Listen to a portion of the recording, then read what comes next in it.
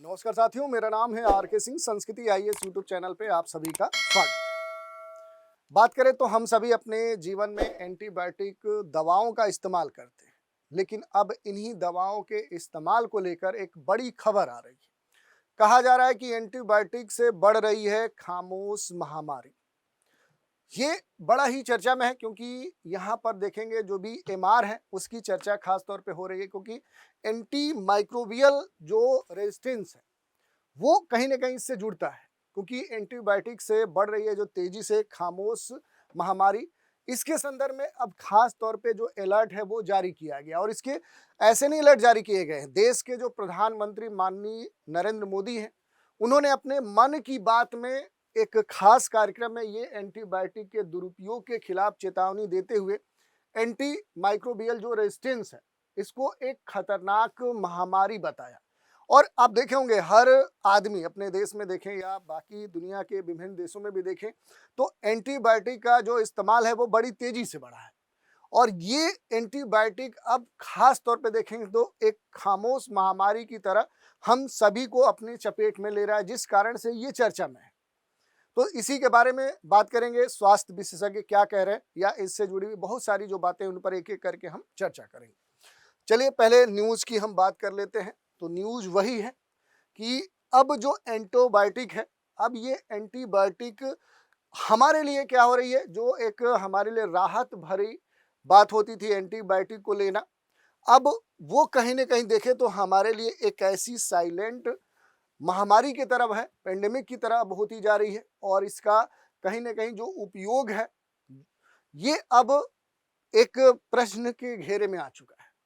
और तब से ये और चर्चा में आ गया जब से देश के जो प्रधानमंत्री है उन्होंने अपने मन की बात कार्यक्रम में खासतौर पर एंटीबायोटिक के दुरुपयोग के खिलाफ चेतावनी देते हुए एंटी माइक्रोबियल जो रेजिस्टेंस है उसको खामोश महामारी बता दिया। स्वास्थ्य जो विशेषज्ञ हैं उनके अनुसार ये जो संदेश है ये समय की आवश्यकता है, क्योंकि भारत में जो भी सामान्य संक्रमण है उस पर भी एंटीबायोटिक की जो प्रभावशीलता है वो तेजी से क्या हो रही है, पहले से कम हो रही है। और इसी कारण से ये जो मुद्दा है ये खास तौर पे चर्चा में है।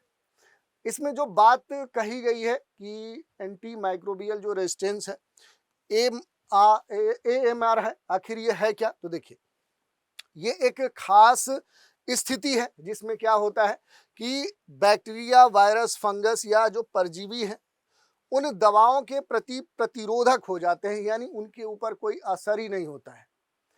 जिनसे पहले उनका इलाज संभव था वो अब इलाज एक तरह से प्रभावी नहीं हो पाता है। और इसका रिजल्ट क्या होता है कि अब इलाज लंबा चलाना पड़ता है, इलाज कॉस्टली हो जाता है, कई बार इलाज असफल हो जाता है। और इस असफलता के कारण गंभीर या तो समस्याएं हो जाती हैं या वो जो व्यक्ति है उसकी जो मृत्यु है वो भी हो जाती है।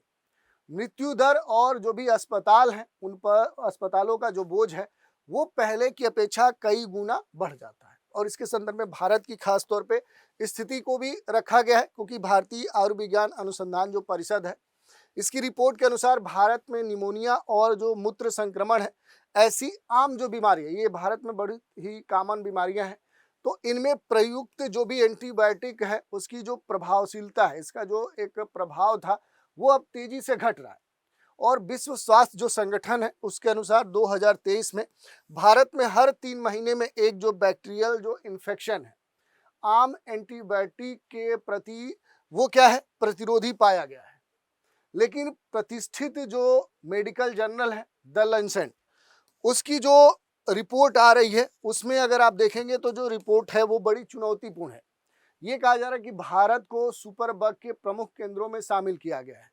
तो ऐसी जो बातें कही जा रही हैं इस तरह के प्रतिष्ठित मेडिकल जर्नल में, नहीं, भारत को अब सुपर बग जो है उसके प्रमुख केंद्रों में शामिल किया जा रहा है। तो देखेंगे आखिर सुपर बग है क्या। लेकिन उससे पहले अगर हम बात करें कि जो भी यहाँ पर एंटी माइक्रोबियल जो रेजिस्टेंस है उसके बढ़ने के प्रमुख कारण कौन से हैं, तो इसमें सबसे जो महत्वपूर्ण कारण है सेल्फ मेडिकेशन, स्व दवा और बिना पर्ची एंटीबायोटिक खरीद लेना। क्योंकि तेजी से लोग क्या करते हैं कि बिना डॉक्टर के प्रिस्क्रिप्शन के या फिर डॉक्टर की सलाह या मेडिकल टेस्ट के बगैर ही अपने से क्या करते हैं कि दवाओं का चुनाव कर लेते हैं कि ठीक है ये एंटीबायोटिक दवा का इस्तेमाल ये कह सकते हैं कि समस्याओं के समाधान में होता है, तो खुद अपने खरीद कर यूज करते हैं। और इससे क्या होता है कि जो भी इस तरह की दवाएं होती हैं एंटीबायोटिक, उनका जो एक पूरा कोर्स होता है वो अधूरा रह जाता है। वायरल जो बीमारियां हैं जैसे जुकाम, फ्लू, इसमें एंटीबायोटिक का जो बढ़ता हुआ तेजी से उपयोग है, ये भी एक कारण है। क्योंकि अक्सर लोगों को सर्दी जुकाम ये होते रहता है और लोग बार बार एंटीबायोटिक अपने हिसाब से दवाएं लेते रहते हैं, तो उसके प्रति जो प्रतिरोधक क्षमता होनी चाहिए वो धीरे धीरे क्या हो रही है, वो बदल रही है। पशुपालन, मत्स्य में जो भी एंटीबायोटिक है, ऐसी दवाओं का जो अंधाधुंध प्रयोग हो रहा है। अस्पतालों में जो संक्रमण है, संक्रमण नियंत्रण और जो भी स्वेटर्ड कह सकते हैं कि स्टेवार्डशिप है, उसमें जो कमी देखने को मिल रहा है, एक गंभीर कारण है। और इसके संदर्भ में जो भी विषय विशेषज्ञ हैं उनकी राय है, जैसे आईसीएमआर के महानिदेशक है डॉक्टर राजीव बहल, उनका ये कहना है कि एएमआर यानी कि एंटी माइक्रोबियल जो रेजिस्टेंस है, इसका जो अर्थ है वे दवाएं जो पहले कारगर थी किसी भी रोग, किसी भी समस्या में, इसको लेने के बाद तुरंत हमें क्या होता था, रिलीफ होता था। अब वो रिलीफ हो ही नहीं रहा है, यानी वो कारगर नहीं रही है। आईएमए के पूर्व पदाधिकारी डॉक्टर राजीव जयदेवन हैं, इन्होंने कहा कि स्वास्थ्य व्यवस्था पर गंभीर खतरा है इस तरह के एएमआर का अब वजूद। एम्स के दिल्ली के विशेषज्ञ डॉक्टर नीरज निश्चल, उनका ये कहना है कि स्वयं दवा ले लेना और अधूरा जो कोर्स है, ये क्या कर रहा है कि एंट्री जो माइक्रोबियल जो रेजिस्टेंस है उसको बढ़ावा दे रहा है। और यही भारत के लिए सबसे गंभीर चुनौती बनता जा रहा है, क्योंकि जो भी मातृ शिशु स्वास्थ्य है, सर्जरी है, कैंसर, कीमोथेरेपी जैसी जो प्रक्रिया है, उनमें जो जोखिम है, जो रिस्क है, वो रिस्क लगातार क्या हो रहा है, वो बढ़ते जा रहा है। आर्थिक जो बोझ है, जो बीमारी है या इस तरह के जो भी मेडिकल एक बर्डन है, वो लगातार बढ़ रहा है। इससे क्या हो रहा है कि जब एएमआर की स्थिति होगी, जब दवाएं सही तरीके से काम नहीं करेंगी, तो फिर क्या होगा कि लंबा इलाज चलाना पड़ेगा, और लंबा इलाज चलाने पर मेडिकल जो बर्डन है वो क्या होगा, दवाओं के कारण बढ़ेगा।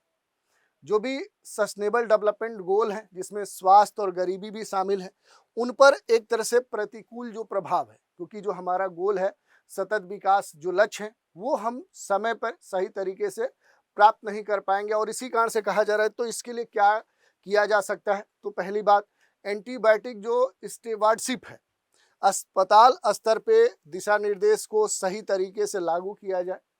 जो भी प्रिस्क्राइब्ड कह सकते हैं, जो पर्ची है, उसी के हिसाब से बिक्री दवाओं का होना चाहिए, ना कि सेल्फ स्तर पे। जन जागरूकता जो अवेयरनेस है, ये सबसे महत्वपूर्ण है, क्योंकि डॉक्टर की सलाह पर ही पूरा कोर्स चलाया जाना चाहिए। इसके लिए निगरानी जो तंत्र है, जो प्रयोगशाला क्षमता का विस्तार है, वो किया जाना सबसे अहम है। वन हेल्थ जो अप्रोच है, जिसमें मानव, पशु, पर्यावरण के लिए एक इंटीग्रेटेड जो पॉलिसी है वो चलाई जानी चाहिए, ताकि इस तरह की जो भी एएमआर के जो स्थितियां उत्पन्न हो रही हैं उन पर कंट्रोल किया जाए। और नए जो एंटीबायोटिक या वैकल्पिक जो उपचार है, उस पर क्या होना चाहिए, रिसर्च और डेवलपमेंट बड़े स्तर पे होना चाहिए। इसके लिए निवेश भी किया जाना चाहिए। एक और बात देखिए, यहाँ पर जो भी एंटी माइक्रोबियल जो रेजिस्टेंस है, ये हमारे स्वास्थ्य के लिए क्या हो रहा है, एक गंभीर चुनौती उत्पन्न कर रहा है, एक बड़ा खतरा उत्पन्न कर रहा है। क्योंकि यहाँ पर जो एएमआर है, इसका मतलब है कि जो भी रोगाणु है, जैसे कि बैक्टीरिया है, वायरस है, कवक है, परजीवी है, इनके लिए जो भी एंटी माइक्रोबियल जो दवाएं हैं, जैसे एंटीबायोटिक जिसे हम आम तौर पे बोलचाल की भाषा में कहते हैं, इनके प्रति जो भी प्रतिरोध है वो विकसित कर लेते हैं, जिससे क्या होता है कि जो संक्रमण है, जो इन्फेक्शन है, उसका इलाज करना मुश्किल हो जाता है। तो ये एक गंभीर स्वास्थ्य जो संकट है वो उत्पन्न कर रहा है। मेजर ग्लोबल हेल्थ जो थ्रेट्स है वो उत्पन्न कर रहा है, जिसके लिए खासतौर पे देखें तो गंभीर जो आर्थिक और सामाजिक जो प्रभाव है वो अब धीरे धीरे दिखने शुरू हुए हैं। एक और बात हम यहाँ पर देख सकते हैं, खासतौर पे जैसे कि ये कहा गया है कि धीरे धीरे जो स्थिति है, जैसे प्रतिष्ठित जो मेडिकल जर्नल है द लैंसेट, उसने ये कहा कि भारत को अब आने वाले समय में सुपर बग संकट के प्रमुख जो केंद्र हैं उसमें शामिल किया जा रहा है। तो यहाँ पर जो सुपर बग की बात की जा रही है कि आखिर जो सुपर बग है वो है क्या। तो देखिए, अगर सुपर बग की हम बात करेंगे तो सुपर बग वे दवा प्रतिरोधी हैं, जैसे बैक्टीरिया, वायरस, फंगस और परजीवी होते हैं, जिनमें अधिकांश जो एंटीबायोटिक्स और अन्य जो दवाएं हैं उनका असर ही नहीं होता है। इनके कारण क्या होता है कि सामान्य जो जनरल एक इन्फेक्शन है वो भी क्या हो जाता है, वो काफी घातक साबित हो सकता है, क्योंकि पारंपरिक जो इलाज है अब वो पहले की तरह काम नहीं करता है। इसमें क्या होता है कि वो प्रभावी होगा नहीं और फिर इसके गंभीर जो रिस्क है वो उत्पन्न होते हैं। अगर हम महत्वपूर्ण कारणों की बात करें कि जो भी एंटी माइक्रोबियल जो रेजिस्टेंस है, इसके प्रमुख जो कारण अब बताए जा रहे हैं, जिसमें फार्मास्यूटिकल विनिर्माण जो अपशिष्ट है, जो भी फार्मास्यूटिकल मैन्युफैक्चरिंग जो वेस्ट है, जिसमें औद्योगिक कचरे हैं, सक्रिय औषधि जो तत्व हैं, इनके जल स्रोतों में जो रिसाव तेजी से हो रहा है, इससे क्या हो रहा है कि प्रतिरोधी जो बैक्टीरिया है उसके प्रसार में वृद्धि देखने को मिल रही है। और दूसरा क्या है कि इसके साथ ही अगर हम कृषि क्षेत्रों की बात करेंगे, एग्रीकल्चर सेक्टर में देखेंगे तो अत्यधिक क्या हो रहा है, एंटीबायोटिक का जो उपयोग है वो क्या हो रहा है, वो एक बड़ी समस्या है, क्योंकि जो एंटीबायोटिक्स का जो उपयोग हो रहा है वो अब पहले से अधिक बढ़ गया है। और इस कारण से जैसे पशुपालन की बात करेंगे, लाइव स्टॉक में पोल्ट्री फार्मिंग की बात करें, एक्वाकल्चर की बात करें, एंटीबायोटिक्स का अधिक जो उपयोग है उनके विकास को बढ़ाने के लिए किया जाता है।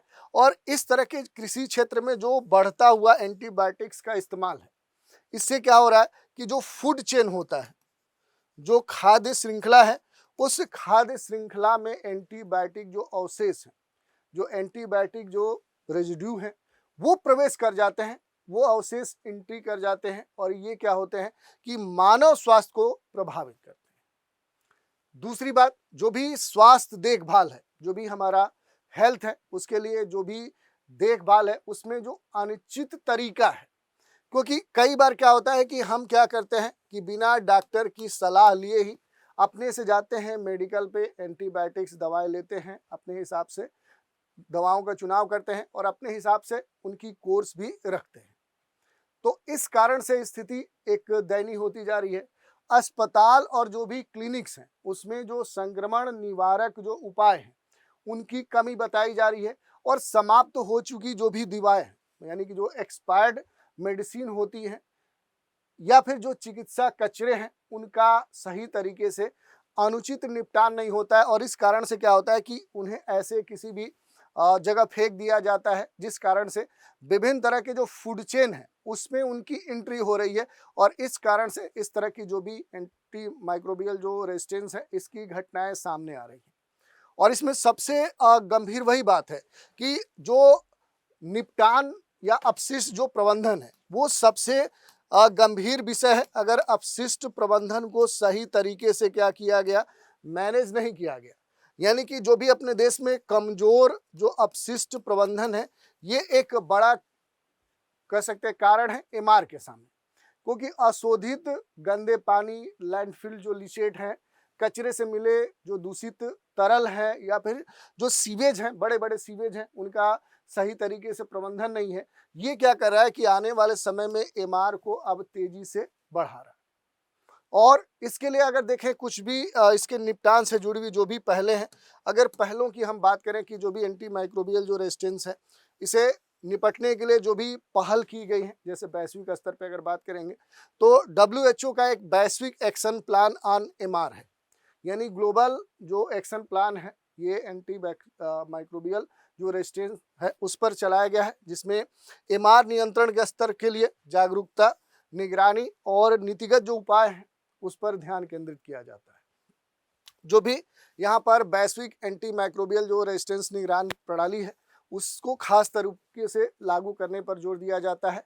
वन हेल्थ ग्लोबल जो लीडर्स ग्रुप्स ऑन कह सकते हैं कि जो एमआर है उसे प्रभावी तरीके से लागू किया जा रहा है, जिसमें WHO फूड जो एग्रीकल्चर ऑर्गेनाइजेशन है ये मिलकर और विश्व पशु स्वास्थ्य जो संगठन है उनके बीच में एक सहयोग स्थापित किया जा रहा है, जिससे मानव, पशु और जो पर्यावरण है उनके क्षेत्रों के स्तर पे उनका जो स्वास्थ्य है उनके बीच में एक बेहतर स्थिति लाई जाए, एक सामंजस्य लाया जाए। और भारत के संदर्भ में भी देखेंगे तो एक खास जो पहल है, क्योंकि राष्ट्रीय एक्शन प्लान ऑन जो एमआर है, नेशनल एक्शन प्लान ऑन जो एंटी माइक्रोबियल जो रेजिस्टेंस है उसके लिए 2017 में प्रयास स्टार्ट हुआ था। एमआर को नियंत्रित करने के लिए जो कंट्रोलिंग एमआर है, जागरूकता बढ़ाना, नीतिगत जो सुधार है उसको लागू करने पर सरकार खासतौर पर जोर दे रही है। वन हेल्थ जो अप्रोच है, जिसमें मानव, पशु और पर्यावरण के जो भी स्वास्थ्य हैं उनके लिए एक इंटीग्रेटेड जो अप्रोच हो सकती है उस पर जोर दिया जा रहा है। और इसी कारण से राष्ट्रीय जो एमआर जो निगरानी जो नेटवर्क है उसको स्थापित किया जा रहा है, जो कि ये पूरा जो नेटवर्क है ये देश के अन्य जो राज्य हैं वहाँ पर फैले हुए जो मेडिकल कॉलेज हैं, जो प्रयोगशालाएं हैं, उनका एक नेटवर्क बनाया जा रहा है, जो कि एमआर के अलग अलग जो भी रुझान आ रहे हैं उन पर निगरानी रख सके। दूसरी तरफ देखेंगे जो भी ड्रग नियम 1945 है उसके तहत विनियमन करने का प्रयास किया जा रहा है। एंटीबायोटिक्स को अनुसूची H और H1 के तहत सूचीबद्ध किया गया, जिससे क्या होगा, उनकी जो बिक्री है, उनका जो उपयोग है उसको भी कंट्रोल किया जा सकता है। ये हो गया केंद्रीय स्तर पे पहल। अगर राज्य स्तरीय पहल की बात करें तो ऑपरेशन जो अमृत है ये केरल सरकार की तरफ से चलाया जा रहा है। स्वास्थ्य क्षेत्र में एमआर के जो भी एंटी माइक्रोबियल जो रेजिस्टेंस है उसके हस्तक्षेपों पर केंद्रित है। स्वदेशी एंटीबायोटिक जो भी नेफ्रिथोमाइसिन है उसका विकास या फिर प्रतिरोधी जो संक्रमण है उससे निपटने के लिए भारत की पहली स्वदेशी एंटीबायोटिक्स विकसित करने का भी प्रयास किया जा रहा है। लेकिन इन प्रयासों के बावजूद भी बहुत सारी चुनौतियां हैं, कंसर्न है।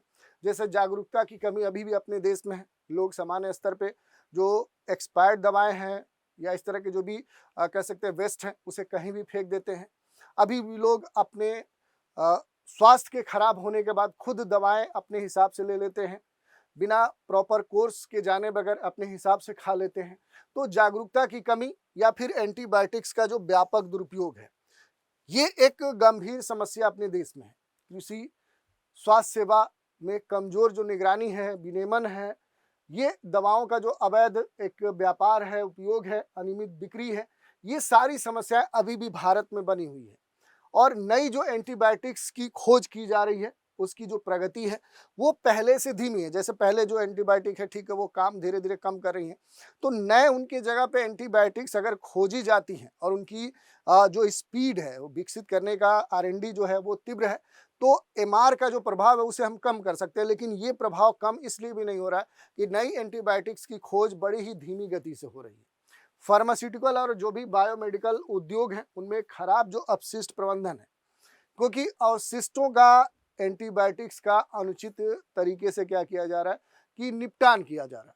और एंटीबायोटिक्स जो है ये इसके प्रदूषण के कारण क्या हो रहा है कि खासतौर पे जो हमारा जल सोर्स है, जो जल स्रोत है, जो पर्यावरण है, वो सबसे अधिक प्रदूषित हो रहा है, जिसमें नदी, झील, तालाब, इनमें दवाओं के जो अंश है धीरे धीरे क्या कर रहे हैं, वो एंट्री पा रहे हैं, वो धीरे धीरे घुल के पहुंच रहे हैं।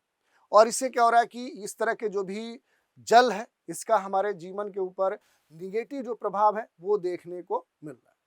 तो इस तरह से पूरा जो एमआर है ये हमारे लिए क्या हो रहा है, एक संकट की स्थिति उत्पन्न कर रहा है, जिसकी हमने चर्चा की कि ये अब धीरे धीरे क्या है कि एक साइलेंट जो पेंडेमिक है उस रूप में अब ये पूरी दुनिया को अपने एक तरह से गिरफ्त में ले रहा है। आज की चर्चा पर ही एक प्रश्न है, सुपर बग किसे कहते हैं? वे रोगाणु जो एंटीबायोटिक से पूरी तरह से नष्ट हो जाते हैं, वे रोगाणु जो दवा प्रतिरोधी होते हैं, सभी वायरल रोग या कोई भी सामान्य संक्रमण। तो इस प्रश्न का भी उत्तर आप हमें कमेंट के माध्यम से दे सकते हैं। एक और न्यूज है, संस्कृति आईएएस की तरफ से न्यू ईयर ऑफर संचालित किया जा रहा है, जिसके तहत इंग्लिश मीडियम का जो भी फाउंडेशन बैच है उस पर अप टू 75% का डिस्काउंट दिया जा रहा है। इसके अलावा 10% एक्स्ट्रा डिस्काउंट दिया जा रहा है। और ये जो डिस्काउंट है कब तक वैलिड है, तो ये 3 जनवरी 2026 तक वैलिड है। यूपीएससी, यूपीपीसीएस और बीपीएससी के जो भी कोर्स हैं उन पर भी आपको ये छूट प्राप्त हो सकती है। इसके अलावा भी कोई जानकारी चाहिए तो नीचे दिए गए जो नंबर है 9555-124-124 पे कॉल करके जानकारी प्राप्त कर सकते हैं, या फिर संस्कृति आईएएस की जो वेबसाइट है यहाँ विजिट करके जो भी संदर्भित जानकारी है वो भी आप प्राप्त कर सकते हैं। तो आज के एपिसोड में इतना ही। आप सभी हमारे साथ बने रहें, इसके लिए धन्यवाद।